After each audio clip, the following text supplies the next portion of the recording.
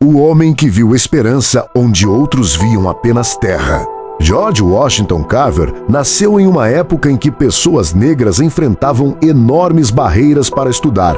Ainda jovem, Carver precisou viajar em busca de oportunidades de educação.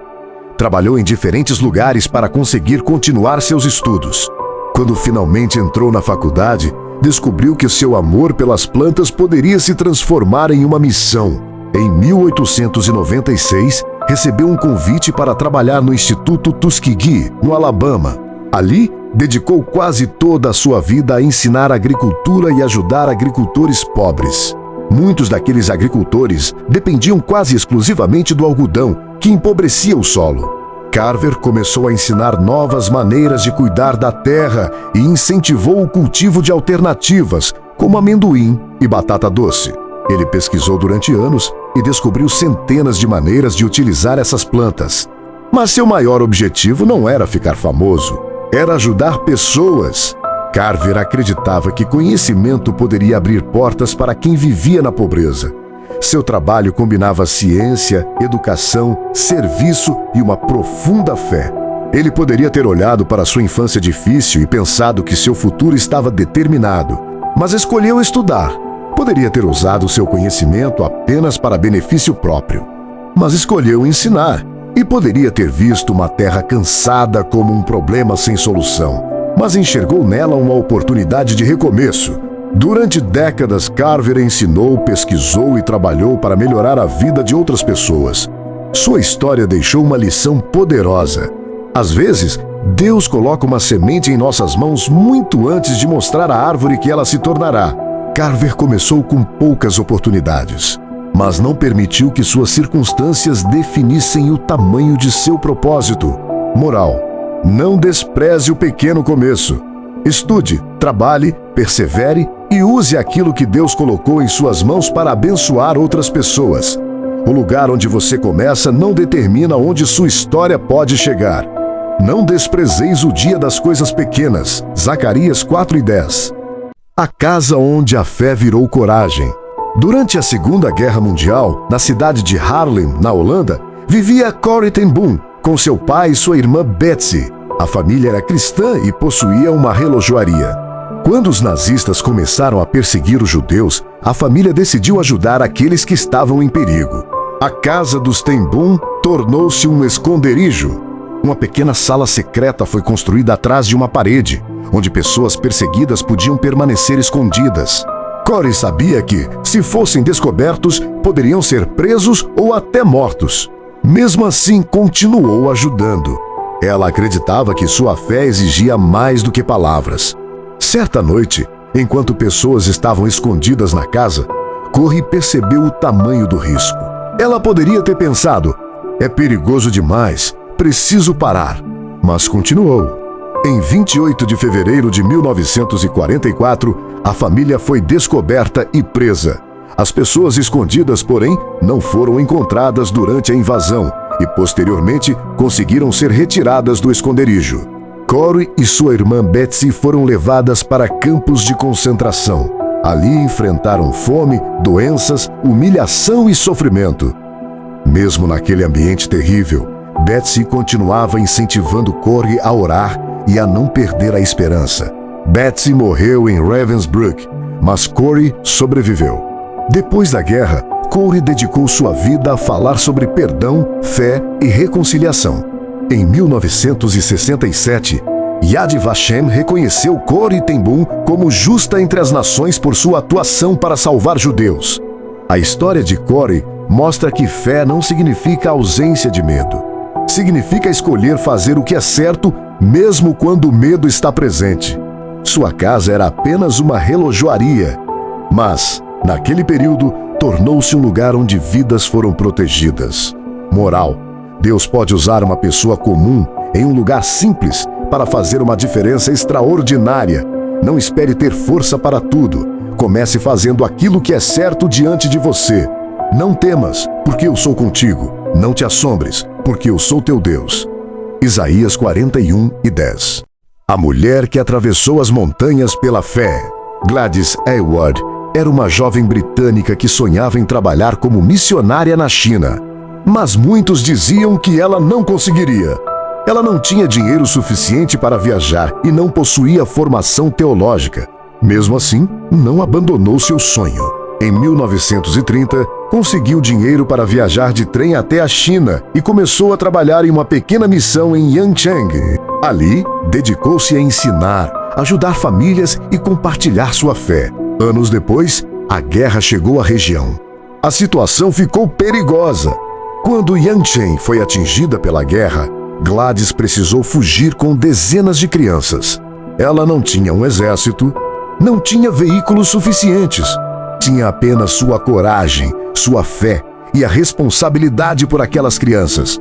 Durante a fuga, atravessou longas distâncias e enfrentou dificuldades até conseguir chegar a uma região mais segura. As crianças estavam cansadas e assustadas. Gladys também estava exausta, mas continuava dizendo: precisamos continuar. Ainda existe um lugar seguro esperando por nós.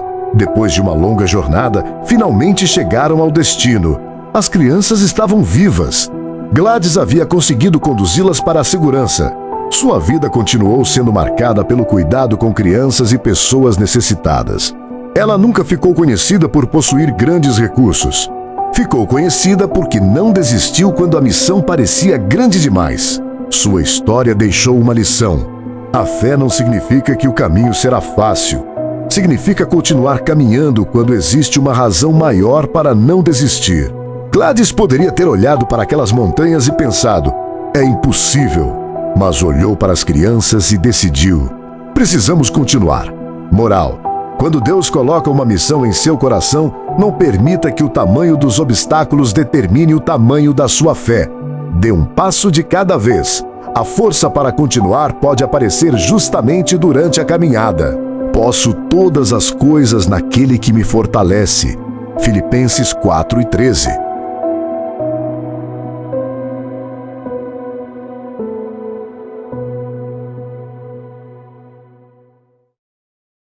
O soldado que salvou vidas sem disparar um tiro. Durante a Segunda Guerra Mundial, Desmond Doss decidiu servir ao exército dos Estados Unidos. Mas havia uma coisa que ele não aceitava fazer: carregar ou usar uma arma. Sua fé cristã o ensinava a não tirar vidas. Por causa disso, alguns colegas duvidavam dele. Como alguém pode ser soldado sem usar uma arma? Doss respondeu com seu trabalho. Ele serviu como médico de combate, arriscando a própria vida para socorrer soldados feridos. Em maio de 1945, durante a Batalha de Okinawa, sua unidade enfrentou combates extremamente perigosos. Muitos soldados ficaram feridos e presos em uma área elevada. Doss poderia ter recuado, mas permaneceu.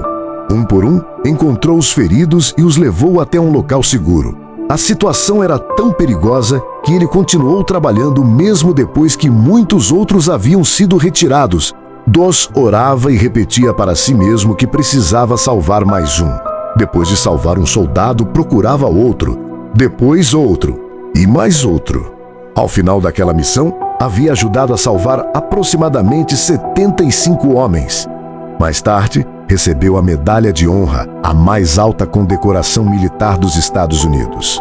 Quando perguntaram sobre sua coragem, Doss não se colocou como herói. Sua fé continuava sendo o centro de sua vida.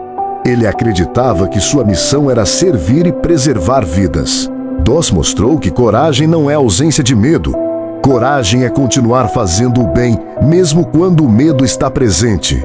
Ele entrou em uma das situações mais perigosas da guerra sem uma arma nas mãos, mas carregava algo que considerava ainda mais importante: fé, coragem e disposição para salvar vidas.